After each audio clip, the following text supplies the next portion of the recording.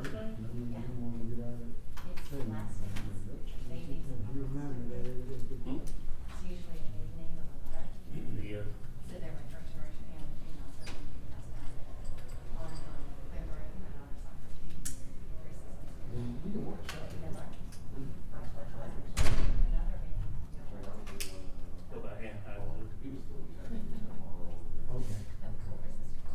So two Okay, Millers, what's the three number? dads, and then Billy, Miller, another Miller, what about Miller, and my son Miller. Wait, all on the same Joe team? Ridley was in All the same. Joe Ridley They was were two were dads, two were players. No way. No way. Yes, sir. Okay.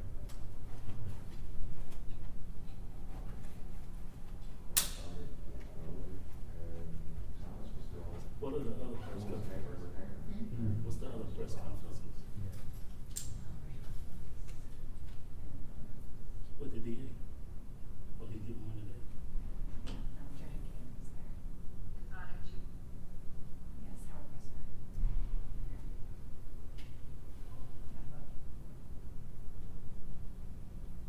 Which one? He got all those? How can you get on 4? 11. Huh? 11 churches, it says.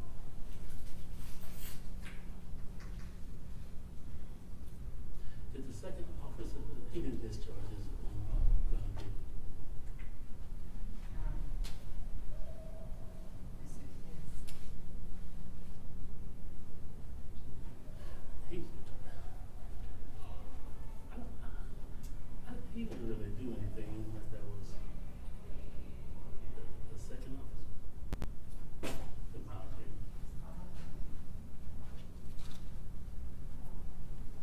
So he couldn't tell the other guy to stop, it was too.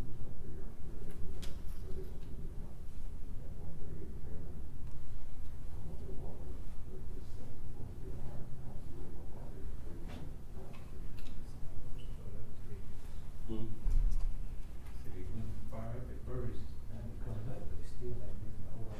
Yeah, this is room. Yeah, I know. Yeah, I came that low. I can give you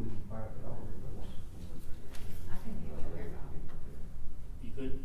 Oh, no.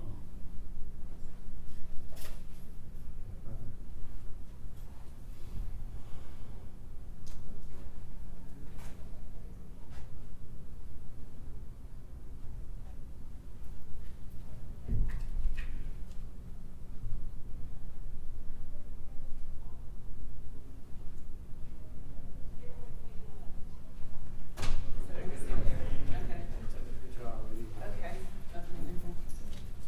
Hello, hello, how are you all today? Hello. Is the mic already on? Yes, I already did my check. All right, let's see, Chief should be down in a moment, so we'll make sure that, you all are good to go. Mics are good, right? Yeah, yeah. That's good.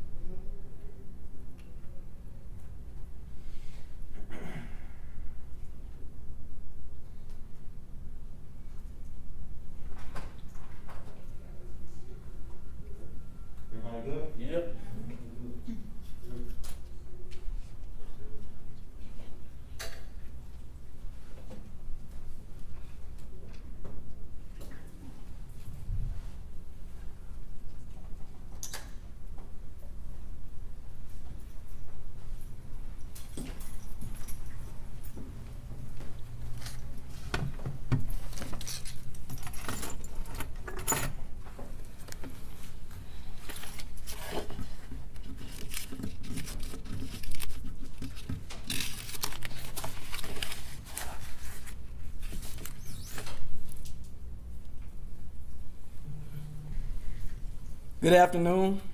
I'm Chief Kevin Roberts, Clayton County Police Department, and I appreciate you taking the time to meet with us here to provide some explanation as to the events that took place 2 days ago. About 2 days ago, on June 15 at about 7:15 p.m., our officers were dispatched to a possible person armed in the area of the 500 block of Flint River Road in Jonesboro in Clayton County. The dispatch call advised that the complainant saw subjects inside his store, 4 to 5 black males, one possibly displaying a firearm. Upon our initial officer's arrival, the subjects were gone. That complainant advised that the subjects who were inside the store had left via a path from the store down the backside.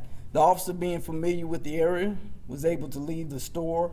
He actually made contact with the subjects that had been in the store, and knowing that they were armed or possibly armed, he exited his vehicle and pointed his weapon temporarily at these 4 teenagers, later determined, and held them in that capacity until a support unit could arrive for a pat down for weapons.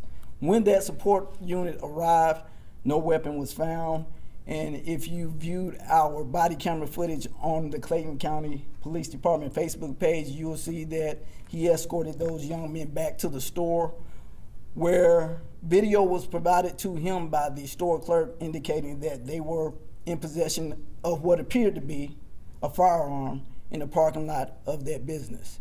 Based on that video, he was able to discuss with those young men the whereabouts of the weapon. They led him to the weapon, which was retrieved in the wood line between where they were walking and the store's location. That weapon, of course, was later determined to be a BB gun that looked very realistic upon retrieval. After that interaction, if you review our body camera, the officer, considering the extreme circumstances, was very de-escalating in his approach to the young men. The external noise surrounding the interaction is what was so loud. And what I mean by that is citizens, out of concern, stopped. We have no problem with that. Citizens began to film. We have no problem with that. There's no law against that. But the citizens began to agitate the situation, possibly making these young men feel threatened. I believe the officer did an excellent job of talking to them and calming them and letting them know he didn't want anybody to get hurt. He wanted everybody to go home and to block out the external noise. And if you watch the video, he says, "No gun, we're good, guys. We're good." He escorts them to find that weapon. And a little bit later on in that video, he makes attempts to actually identify the parents and or guardians of these young men. He thought he made contact with them all. Apparently he did not. One of the young men, I believe, indicated that an uncle who had come for another juvenile actually took custody of that one. And the contact was not made with that young man's mother. With that being said, there's a lot of discussion right now about de-escalation techniques. I met with a group of individuals on these very steps yesterday. We had an extended conversation that we posted to our Facebook page, total transparency about the whole thing. And there was a discussion that needs to be a continued discussion about police and citizen interaction. Make no mistakes about it, the Clayton County Police Department is very transparent in what we do. We're a part of this community. We don't hold a community hostage. And we listen to our community citizens, and we appreciate their input. The initial video that was submitted was, in my opinion, incomplete. And it did not provide total context to the interaction between the officer and the young men involved. The first tagline that I heard about was Clayton County police officer points a weapon at unarmed teens. I just explained to you how the call went out. It was dispatched as at least one person possibly armed. Further investigation did reveal that there was a BB gun that could be perceived as a weapon involved. So there's definitely legitimacy associated with the handling of the call by that police officer. I had meetings yesterday on these steps where folks made demands of me or requested No, they made demands of me to commit to things that we were not ready to commit to. What we are committed to is partnering with the citizens of Clayton County to ensure that we keep them safe. We're committed to discussion, and we're committed to partnership. And I'm always open to dialogue. And with that, I'll open the floor for questions. After hearing concerns, Jim Fox 5, after hearing concerns from the residents and where would you have told the officer to do anything different than what he did? No, I would not. If you watch the video and his interaction, considering the extreme circumstances and the crowd noise outside of his interaction with the young men, his tone was calm but instructive. His directions were clear. He let them know that he wanted everyone to get home safely, including himself. He told them not to listen to everything else that was going on. He said, no gun, we're all good. That's excellent considering the circumstances that he was dispatched to a call with a possible person armed and multiple subjects. I know the topic of discussion is about the ages involved. It is unfortunate that we're having a conversation about teens possibly being armed with weapons, but it happens. It happens a lot, unfortunately. And I totally understand. I have kids, I have grandkids. They will be teens. My kids have been teens. No one wants to see their teenage son or daughter looking down the barrel of a gun, and we as a community have to take steps to ensure that these type of things don't happen as often. Tracy Spirit, 11 Alive. Viewers responding to our story online have asked if the officer could have used a taser or pointed his gun down when he approached the teens. Was that an option in this case? If they actually watched our body camera footage, you would notice that upon initial contact, his weapon was pointed at the juveniles. After they began to comply, he lowered his weapon to the low ready position and it was no longer pointed at the teens. And we have to talk about reasonableness as it comes to use of force. I was asked yesterday on the steps about using a taser to engage someone with a possible firearm. That's not a fair request. That's not a fair request at all. Not saying that we know these young men weren't armed, but he did not know. And to ask someone to use a taser when there's a possible firearm present puts you in a losing position already. Chief Robin Kemp at the Clayton Present. Yes, ma'am. Do you mind explaining to people what the proper method of presentation of a weapon is when you encounter a suspect that may be armed? He demonstrated it on that video. If you have reason to believe that the person you're engaging in a high-risk situation is armed, my weapon is either going to be on that subject or at the low ready, which this officer reduced to once he gained compliance from the teenagers. Chief Charles with 11 Alive. Yes, sir. What grade would you give this officer on de-escalating that situation? A+. Why is that? For all the reasons I just said. His presentation, his interaction with the young men involved, he blotted out everything around him. He gave clear directions. He encouraged them to blot out the crowd noise. And then at the end, when there was a determination that no weapon was found, they moved on through this investigation, and it appears that there's a teaching moment going on. It appears that this officer is speaking with these young men not in a way to demean them, disrespect them, but to educate them on the dangers of handling weapons or things that appear like real weapons.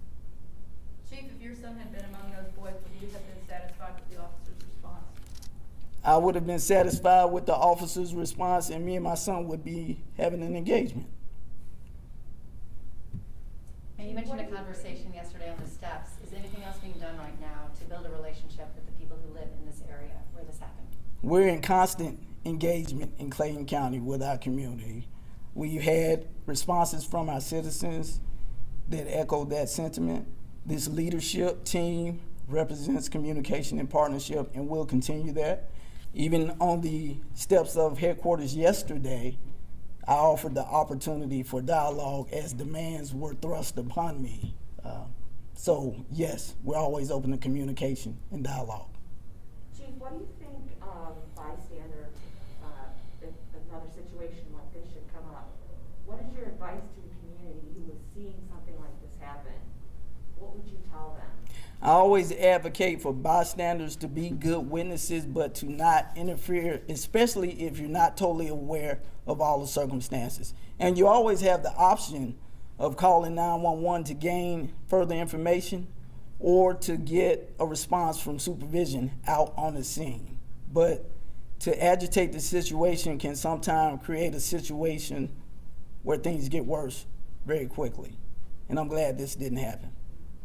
Chief, did you speak with any of the parents? Have they spoken with you? I have not yet spoken with the parents, but during our dialogue yesterday out on the steps, I agreed to meet with these young men and their parents, and we have a citizen who was out on the steps that's going to coordinate that meeting. Most of the day was spent yesterday trying to compile the body camera footage for release to provide true context as to what actually went on in its entirety. Chief, what do you think the perception of the Clayton County community is of the police department right now? Our reputation with our community still stands, I think, well. What we have at work here is a lot of external forces passing judgment when they don't know this community, they don't know this police department, but I welcome them to learn as I did yesterday. We have a great Citizens Police Academy. I think more citizens, not only in Clayton County but abroad, really need to learn what services their law enforcement community provides. It creates greater understanding, and it also creates an opportunity for them to question the operations and policies of the agencies that serve them in their community. With that, thank you for coming. Have a good day.